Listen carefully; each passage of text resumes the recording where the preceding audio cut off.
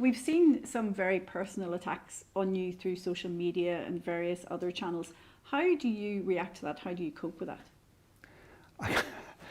Um, it, I try to ignore it because, God, if you read down below the line on the Twitter feed or on the journal articles or on Facebook posts, you'd be it'd be fairly grueling. I spend a lot of time around the country. I meet a lot of people. I meet a lot of farmers.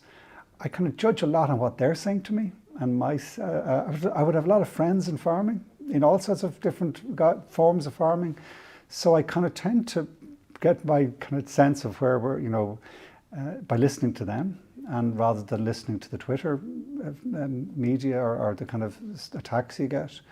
I think one of the most important things we need to do is to follow on from what that National Economic and Social Dialogue was doing. Their form of engagement, listening. Start by listening, it's the first thing you do. And asking for help rather than telling people what to do is where I think we need to go. And I think myself and Charlie are due to sign off on the land use review, the next phase of that. It's going to be really important.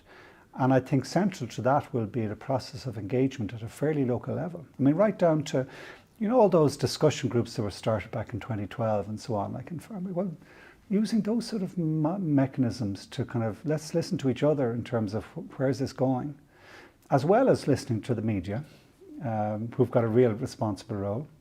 So I think my own personal situation, I get on with the job. I have a busy enough daily job to do. We have a huge challenge in meeting the climate and nature restoration targets we have. And my sense is get on to that to the best of your ability, treat people with respect, listen to people. What they think of you, I can't control.